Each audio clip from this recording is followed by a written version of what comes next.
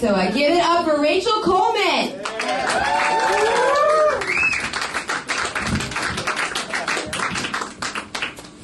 Hey guys, am I weird enough for you? No! Hey, what's up?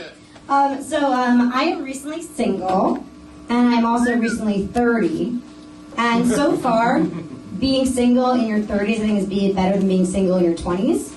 Because when I was single in my 20s, it was like, no one will ever love me. But being single in my 30s, I'm like, someone would probably love me. I just probably hate them. You know? My ex used to get a boner every time that I cried. So we got a lot of boners all the time. I'm a big drinker, you guys too. I am very excited to be here. Last weekend, I went on Friday night, and I don't want to brag, but I blacked out real hard. I woke up the next morning with a stranger in my bed. And I know that I should have been like, oh no, what did I do? But instead I was like, thanks, drunk Rachel, I get to have sex now. This is great. What a great way to start the weekend. After we hooked up, he was looking at my room and he was like, oh my God, Rachel, where are your books? And I could tell that he was thinking about that John Waters quote that people share on Facebook. You know that one? It's like, if you go home with somebody that don't need books, don't fuck them, right? I was thinking about that. So I was just like, it's too late now, motherfucker, you're here! You did it already!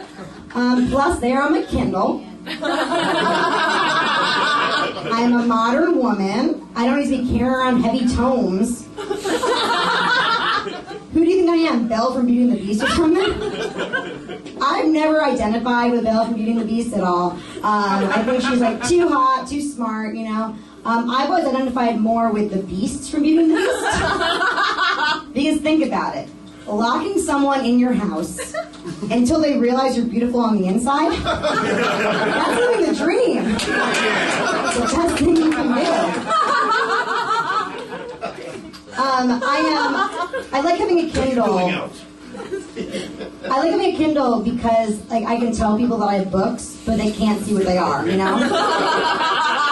So nobody knows that even though I haven't exercised in 3 years, I've only read books about hiking.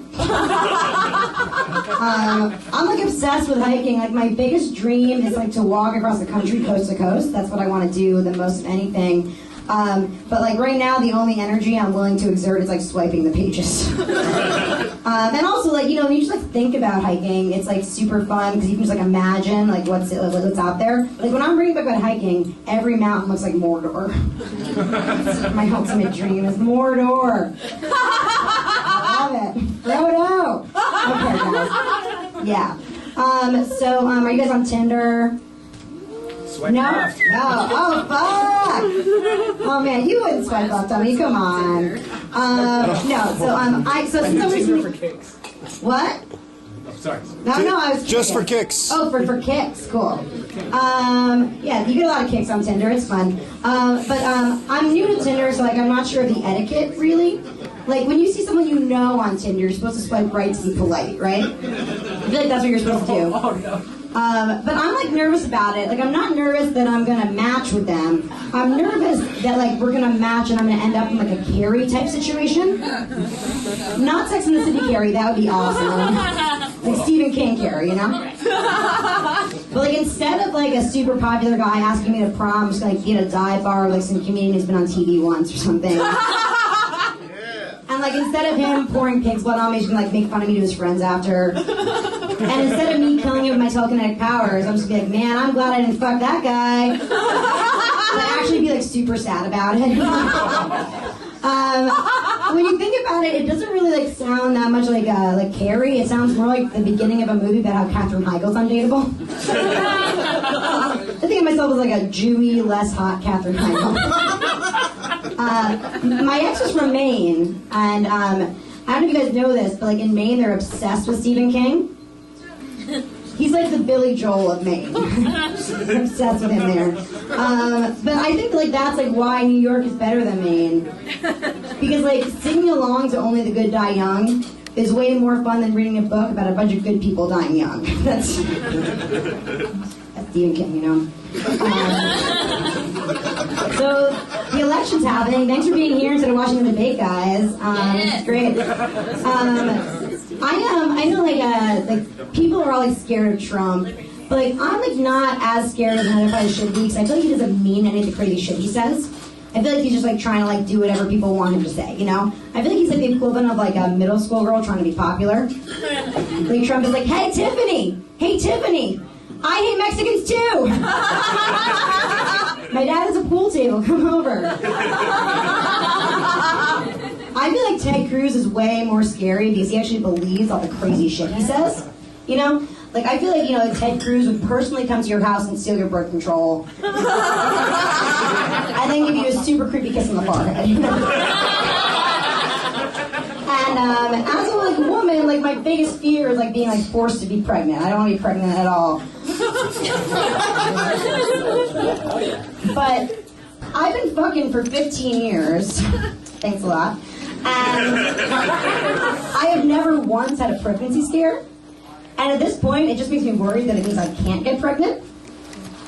I have like mediocre at best with birth control. In the past 2 months, I take Plan B 3 times, which is way too many times. And by the most recent time, I was walking to the pharmacy and I was just thinking, hey, maybe I should just roll the dice on this barren womb, you know? Save that $50 for something more important, like learning how to make condoms not break. Does anybody know it's so hard? It's very hard for me. But I don't have any STDs, which is, I think, impressive. And I told my friend that, and she was like, wow, Rachel, you don't have any STDs? You don't even have HPV? I was like, oh no, of course I have HPV. I'm not a nun.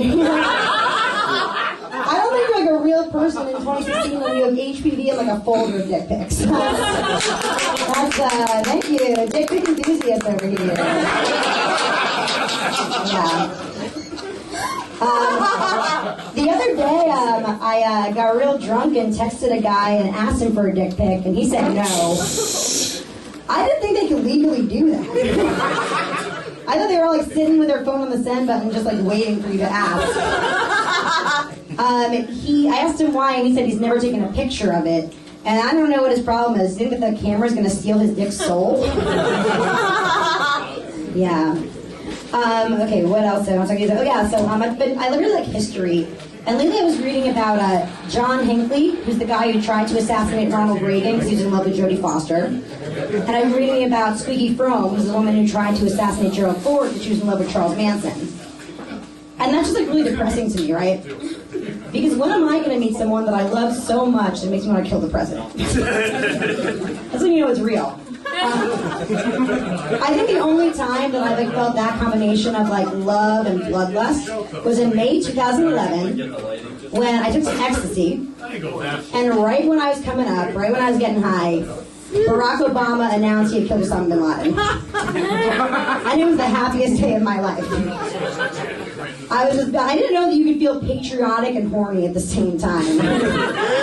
I was going around being like, USA, USA, watery grave, who wants to make out in a hot tub? It was a great night. Do you guys know about Thrinder? Yeah. Yeah, man. Yeah, right? Thrinder's great. Thrinder is like, it used to be for threesomes, now it's like Tinder for casual sex. And I've been really slugging it up since my breakup. So I've been like, you know, just like on Thrinder. And it was great at first, but it's really bad because like one night I just like got drunk and I was like Thrindering around and I invited a guy over to my house. But by the time he got there, I'd fallen asleep. So I just had like an angry guy with a boner outside my door, which is not ideal. And when you're like a woman and you're letting people know that you're down for casual sex, the guys start acting like they're a kid who was told he might get ice cream. You know? They're like, can we get ice cream now? Well, what about tonight? Come on, let's get ice cream. Is it time for ice cream yet? Come on, if we get ice cream, I'll be so good. I will eat that ice cream. And like every 5-year-old thinks he's like a way better at eating ice cream than he actually is. It's like not that impressive. This one is for Rebecca because I know she loves astrology. I'm really into astrology, but I realize like sometimes it makes me sound kind of racist, you know?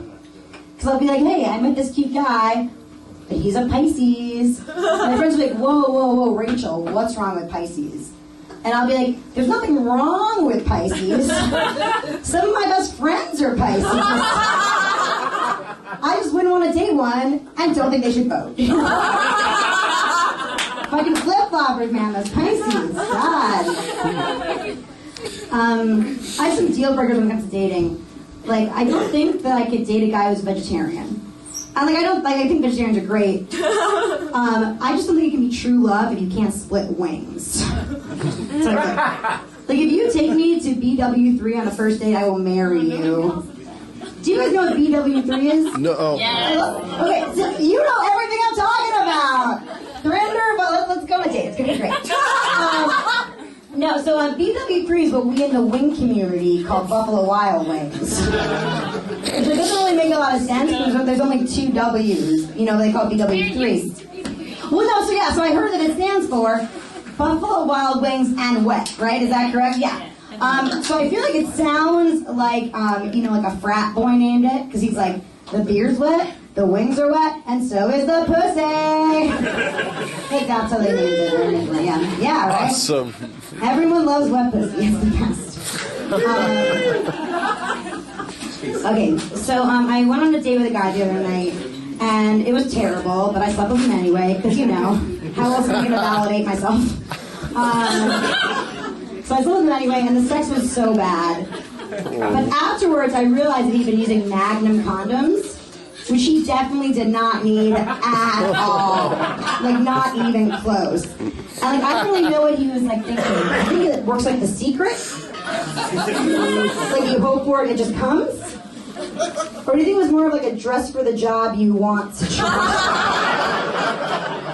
Either way, he was giving me the job he had, which was not great. But I think maybe he thought that, when I woke up in the morning and saw, the Magnum wrapper on the nightstand, I would have been like,